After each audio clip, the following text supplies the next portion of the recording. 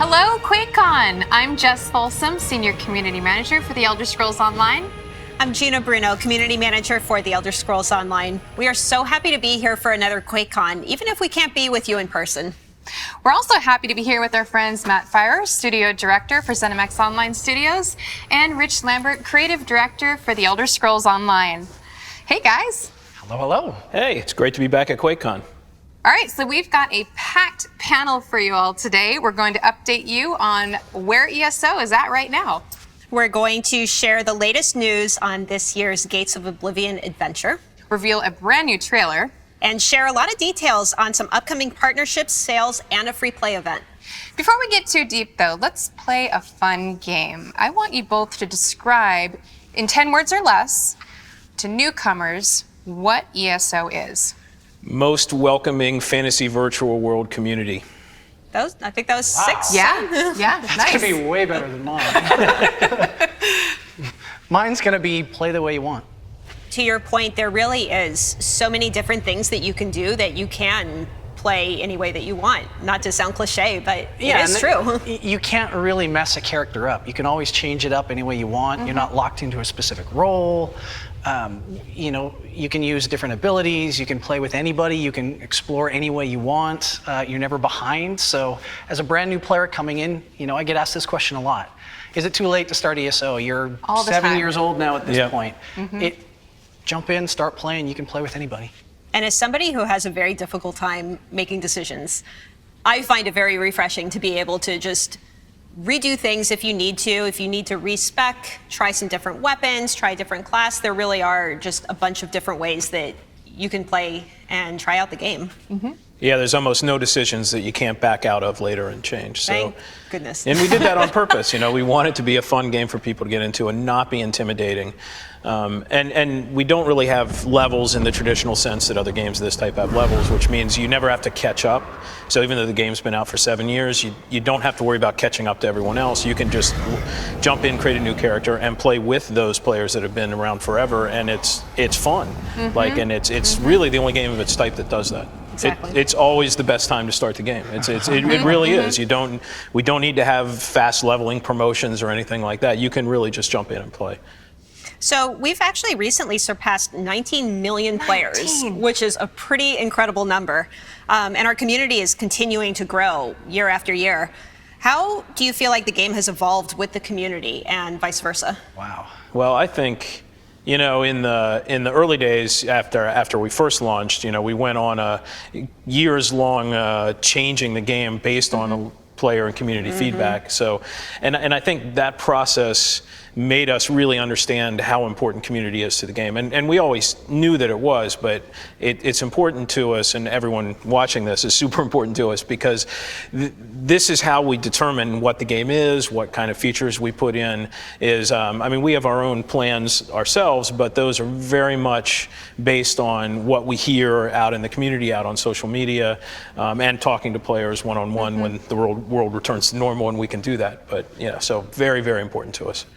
Yeah, and it's just that journey from kind of launch where we didn't really know or understand what the game was supposed to be or wanted it to be, to what it is now, where it is that kind of true Elder Scrolls game where you can explore it, you can play with your friends, and just kind of do the things you want to do. You want to go and read a bunch of books. You can find books scattered around throughout the world. If you want to go on a murdering spree and stab everybody with Blade of Woe, you can do that too, right? But you will pay for it. Only if you get caught.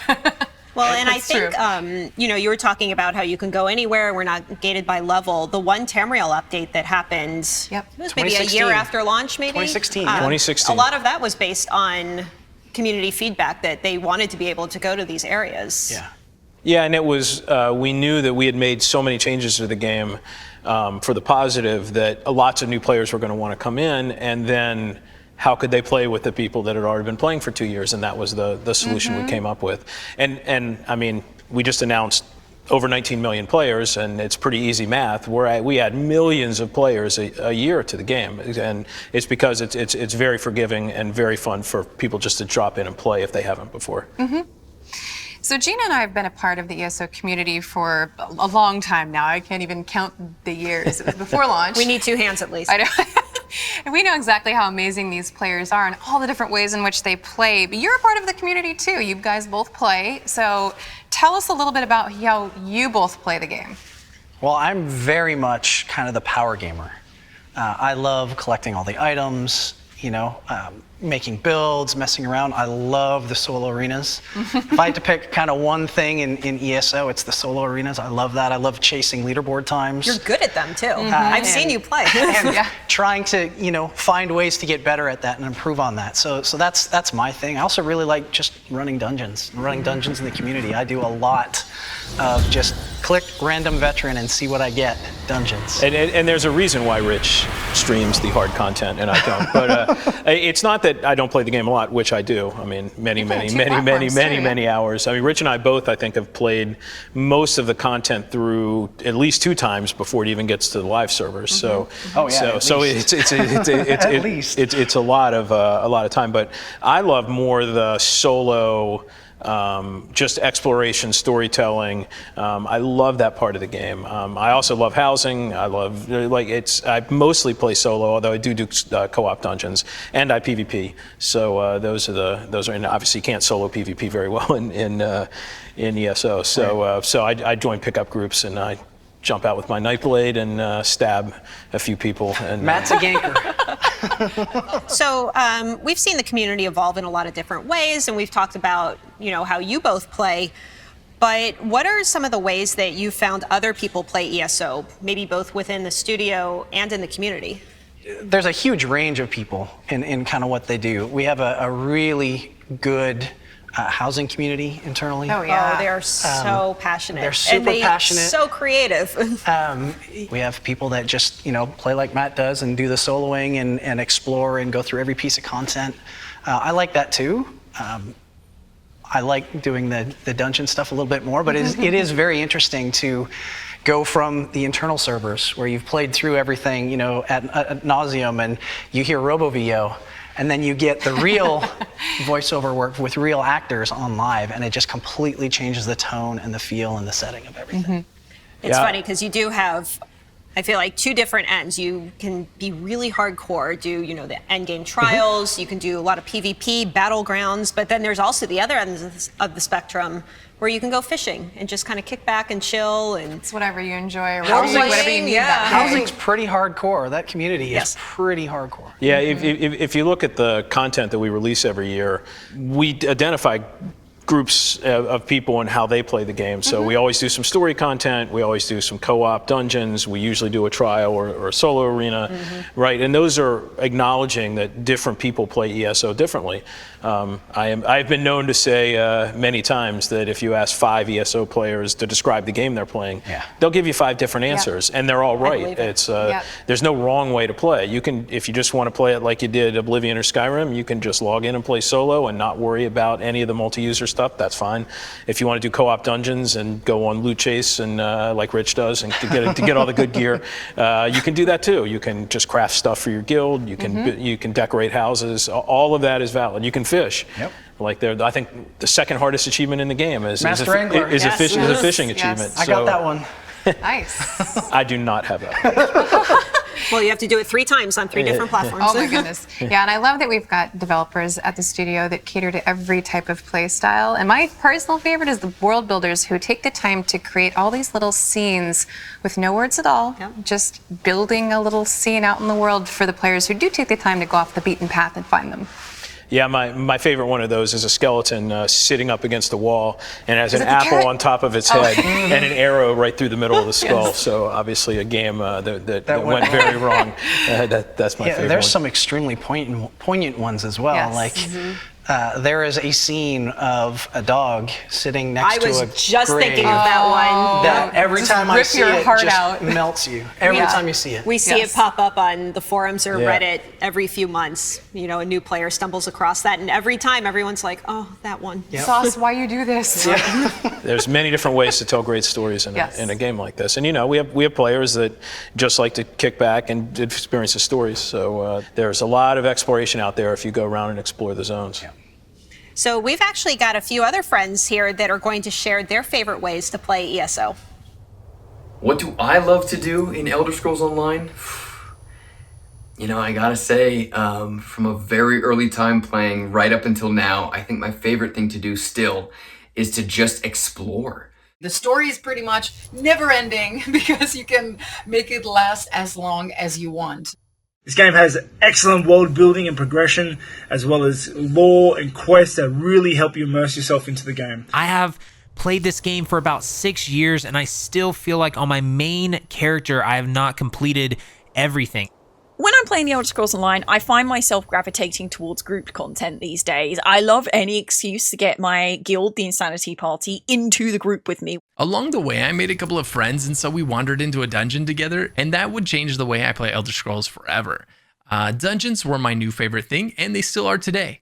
There's really nothing quite like working against difficult hard modes for hours with friends and then finally clearing it after so long. Is where the bloodlust and the adrenaline kicks in when you jump in the battlegrounds and you put your build up against other players' builds, and the sense of satisfaction you get when your build starts to pop off and your skills are just chaining together nicely. It's really, really good. I fell in love with the housing system in ESO about a year and a half ago. And now I spend a lot of time hunting furnishing plans, furnishings, doing antiquities, which is a new system that came out with Greymore, to get furnishings for my houses. But of course, my all-time favorite thing in ESO is the fashion and of course creeping on Argonians and hoarding all that crusty bread. I work as an actor, and so after a long day filming or on set, or memorizing lines, to be able to come home and jump into that world that feels so second nature now, and that I feel so at home in, to be honest, where I get to be that hero. Like in many ways, this whole journey started with me reading comic books and playing Dungeons and Dragons, and when I was really young. And the thing I still love about going and playing ESO with my friends is it's kind of the ultimate experience that I had. Going from playing D&D to playing Ultima on my Commodore, to now getting to play in an amazingly detailed world that is immersive and massive and challenging, and just getting to live that kind of fantasy that has been part of my motivation in this space forever, and that's both how I play and why I enjoy ESO. So with so many players in ESO and so many different ways to play, what do you both think keeps those players hungry for more? Keeps them hungry for more. I think at least for me, the thing is continuing to introduce more content, more varied types of content. I think you look at our update cadence. We do 4 major updates every single year. There's really nobody else that does that, and we try to vary it, like Matt said, but we also try to find new ways to surprise and delight. And by that, I mean new ways to play ESO. So you look at Antiquities with Greymore last year, right? That was a completely new way to play ESO that wasn't just questing and killing. It was exploration-based and lore-based, and players loved it. Same thing with Companions this year. This was a brand new way to play ESO, where you have a permanent adventuring buddy that kind of helps you explore the world on your own. Yeah, we very much view ESO at this point like literally a fantasy virtual world. So there are games in the virtual world. It's not just a game. Like there are multiple games in there, and like Rich said, we keep adding new ones. Like Antiquities last year was a new game inside of the game. So that's how, to me, we keep the game fresh and keep players interested, because they're already in the virtual world, and we just give them more activities to do, more quests to go on, more stories, new characters, reintroduce some old characters that they love, and new game systems. And as long as we keep doing that, that's what players love, is the virtual world they love that keeps growing. So every year we release a new chapter for ESO. This year was Blackwood. Where has this chapter taken us, and what are some of the bigger features that you found that players are really enjoying? Well, Blackwood takes us to Blackwood. Which is the region essentially from kind of the southern tip of Cyrodiil to the borders of Shadowfen, right? Yes, Shadowfen. And so it's kind of this undiscovered region in Tamriel. And so you get to learn a lot about the Argonians, you get to learn more about the Imperials. It is a story focused on Mehrunes Dagon and kind of what he likes to do, which is try to take over Tamriel. As you do. As you do. You know, Daedric Prince, you know. Just another day in Tamriel. It never seems to work out for him. No, it doesn't. And then we introduced the companion system, which was a pretty big thing. And we have a brand new trial in Rockgrove. And then a bunch of quality of life improvements and bug fixes and performance improvements. The cool thing about companions, too, is let's say you run across a world boss that's a little too difficult for you to do by yourself. You can just summon your companion and they can pop out and help you out if you just need a little bit more help with something. Yeah, and for those that are unfamiliar with ESO's content model, every year we have a meta story that goes over the whole year, and then we have different updates 4 times in the year that tell the story in different ways, through dungeons, through a big chapter with a lot of stories, and then a story DLC at the very end. So this is something we've done since 2018, I think, maybe 2019, with the Elsewhere and the Season of the Dragon. I was going to say Year of Dragon, yeah, but then yeah. I remember getting bonked on the head for saying that last time. Season of the Dragon. Well, So it's going to happen again. Yeah, but it's something that we do. Like it's a really good way for us to get players interested, have a new part of Tamriel, new stories, new characters every year, but in a way that makes sense and tells stories and introduces more content. So Matt, you kind of just touched on this. Blackwood was this year's chapter, and it's just one part of the Gates of Oblivion year-long adventure. What else does Gates of Oblivion entail? What else? Ooh. Well, it has the companion system that you talked about, the 12-person trial. Oblivion Portals is another one Which that is a new I really one. enjoy. Yeah, that's kind of where I was getting to, because it's this kind of year-long story of Mehrunes Dagon, and eventually you're going to go to the Deadlands. Teaser, hint. I don't think that's a spoiler. Soon. No, it's not. We've mentioned it. We've mentioned it, yeah. And so, one of the really cool things about Oblivion Portals is there's these portals that appear randomly in Blackwood. And when you find one, you can click on it and you actually go to the Deadlands and go on this kind of mini dungeon run through the Deadlands. And it's a dungeon crawl, essentially. They're fun. Yeah, it's pretty cool. So we recently released our Blackwood chapter, part of the year-long Gates of Oblivion adventure. The next DLC coming out in Q3 is Waking Flame. So what are some of the features of that DLC? So it's 2 new dungeons in Red Petal Bastion and the Dread Cellar. And these dungeons further the story of the Gates of Oblivion and eventually lead you to the events of our 4th quarter DLC, which is going to be all Deadlands all the time. And special for QuakeCon, we have the world debut of the gameplay trailer for Waking Flame.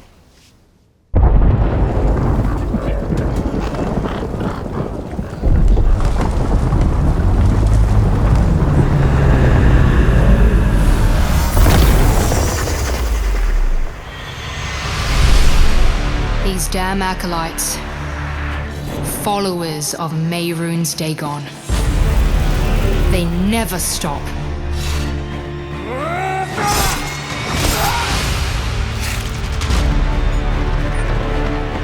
The Order of the Waking Flame is searching for something. Dangerous relics of the past. Now they descend into forgotten reaches of Tamriel to scheme and unlock power.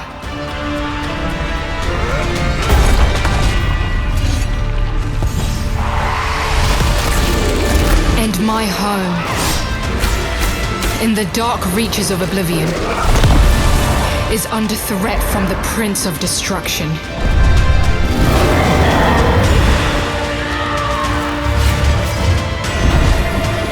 Disaster is coming. And we need all the help we can get.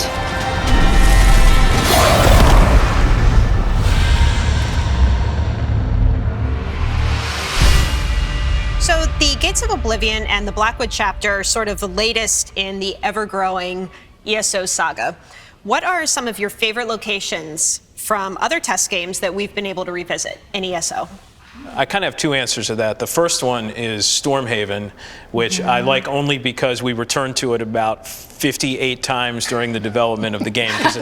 For you all that don't know, that was the zone that we created as the basis for what the rest of the game was going to be like. So we redid Stormhaven about 8 times. Yeah, I was going to say 6, 8 times. Yeah. So I actually always love going back to that. It's weird. It's nostalgic to go back to something in your own game, but if you can, I can see the evolution of the game just by going through that and looking at how we did content in that. So, but for the other Elder Scrolls games, it's definitely Daggerfall, because that was the first Elder Scrolls games that I really played. I mean, I played Arena a little bit back in the early 90s, but it's really Daggerfall, which if you haven't played it, it's obviously dated now because it's from like 96, 97, something like that, but it is huge. Like, it is one of the largest games I've ever played, and it's got actually a really good story, and the systems now are a little hard to get through, and so is the UI, but the story and kind of the way the world works and the political factions are really, really well done. The cities were so big. Yeah, so I love going to Daggerfall and ESO, even though it's obviously not to the same scale, just because it gives me kind of that vibe that I got back when I played my first Elder Scrolls game. Yeah. I kind of have two answers as well. One was definitely Morrowind. Kind of going back there. I can remember, as a fan before being a part of, the Bethesda family and the ZeniMax family, buying a new PC so that I could actually play it because I was so excited to play it. So being able to go back and do that was definitely big and exciting. And then the other one that isn't necessarily from other test games would be Orsinium. It definitely kind of paved the way for chapter idea. It helped kind of pave the way for One Tamriel. Yep. When you think about it. It was the first place we did the leveling system was just in Orsinium. So that one is definitely very fond memories too. So switching gears a little bit, players can now experience all the locations we've created in ESO natively and fully upgraded on their current gen consoles with Console Enhanced. Can you talk a little bit about it? What Console Enhanced entails? So Console Enhanced is a new version of ESO that runs on, of course, the Xbox Series X and S and PlayStation 5. If you think back, the last gen came out in 2013 or 2014, and ESO came out in 2015 on those, and that was a long time ago in the tech world. And it runs well. It's a great experience. Millions of people play it on those original last gen platforms just fine. But so much has happened in the tech world between then and now that we really wanted a newer version that really showed players what the world of Tamriel looks like. And so graphics and the experience on PlayStation 5 and Xbox Series X are better right now than they are on PC, and it's because they're so powerful. They're really powerful devices. They have really fast transfer times internally, so loading times are better, and it lets us do really cool things like you can play in fidelity mode, which is 4K, everything turned on at 30 frames a second, or have almost all of the same fidelity settings except at 1440p and play at 60 frames a second, which we call performance mode. And we even did that on the Xbox Series S, even though it's cut down a little bit because it's not quite as powerful as the others. But and players have responded really, really well, especially to the performance modes, because console players had never played ESO at anything other than 30 frames a second. And the first time you sit down with a controller and play it at 60, it's really, really, really sweet. Yep. So what would you say ESO brings to the table for players that are on Xbox Series X and S and PlayStation 5? I would come out and say it's one of the biggest games on those platforms. It's this huge, massive world. We have hundreds and hundreds and hundreds of hours of content to play. And, the game looks amazing. It runs at, 60 frames per second. And it is a true rival to the PC experience. Yeah, and there really is no game like it on console. Yeah, I agree. Even now, after 7 years, there's no game like ESO on console. Like, it's super easy to get into. It's on Xbox Game Pass, right? You can just jump in and play it if you're a member. And you can just play it. It streams on xCloud. Like, it's super easy to get into, and you just dip your toe into it, and it's hundreds and hundreds and hundreds and hundreds of hours of content that right now is the highest fidelity version of the game that you can play. So how can players get their hands on Console Enhanced for ESO right now?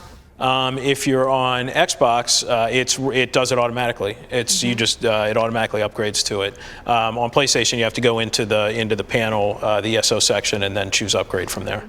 Awesome. And earlier we mentioned we have a free play event happening right now for ESO. That means anyone playing on next-gen console will be able to try out Console Enhanced. And if you're enjoying yourself during the free play event, you can pick up the game on sale right now.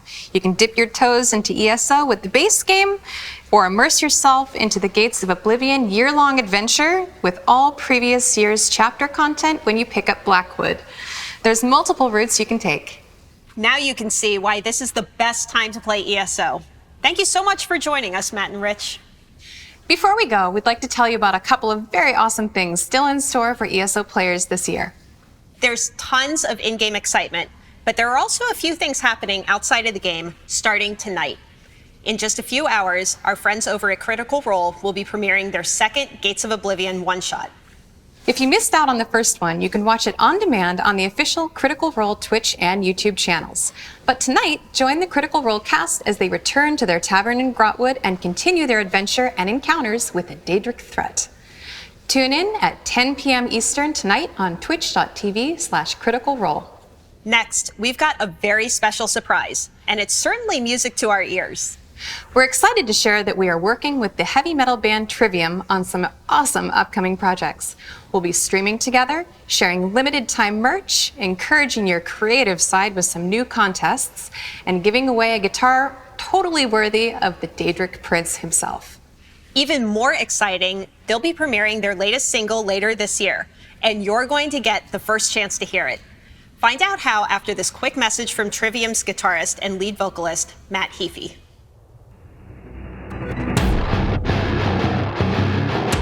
What's up, everybody? Trivium here. We're super excited to be partnering with ESO this year. Elder Scrolls have been one of our favorite game series of all time. We love everything that's come out from Bethesda, things like Fallout, Elder Scrolls, Skyrim, love it. We have a lot of amazing initiatives coming up together with Trivium and Bethesda and ESO to keep all you gaming and metal fans super stoked. People can expect many amazing things to come from the partnership between ESO, Bethesda, and Trivium. We've got sweepstakes and contests. We've got covers, we've got a debut of a Trivium song that's going to be actually featuring some incredible Elder Scrolls gameplay in a music video. Stuff we wouldn't have ever imagined to come together. We'll be talking to developers of the game, we'll be streaming this stuff ourselves, so you got a lot to look forward to. So how can you hear that track? Join us at our Gates of Oblivion year-end stream on Twitch this fall. You'll get to hear the debut of Trivium's latest single, plus you'll learn more about the epic conclusion to the Gates of Oblivion year-long adventure, ESO Deadlands, with a behind-the-scenes look. Thank you so much for tuning into our ESO QuakeCon celebration. There's a lot more coming this weekend. Remember, the ESO free play event and sales are running right now. You can learn more at elderscrollsonline.com. We also have ESO panels, including a dungeon speedrun competition on Friday at 6:30 Eastern Time and a live art demonstration on Saturday at 6:30 Eastern Time. You can join us in supporting some great charities as well this weekend by donating through the link on your screen. We'll see you in Tamriel.